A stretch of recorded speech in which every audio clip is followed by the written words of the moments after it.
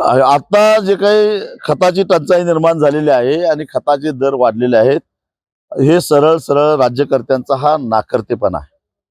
कारण आखाती देशामध्ये युद्ध सुरू झाल्यानंतर कच्चा माल जो काही आखाती देशातून येत होता त्याच्या वाहतुकीला मर्यादा पडायला लागल्या.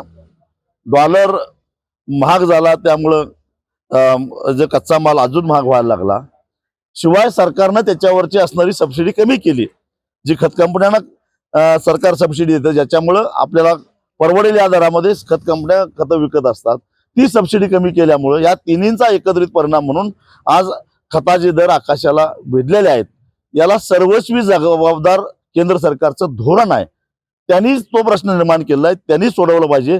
येत्या खरीपामध्ये जर का शेतकऱ्याला खतं मिळाली नाहीत तर तस्करीच्या मार्गाने जे काही साठेबाजी करून गोडाऊन भरून ठेवले आहेत, आम्ही नाना पाटलांचे वारसदार आहोत. ते गोडाऊन लुटायला सुद्धा कमी करणार नाही.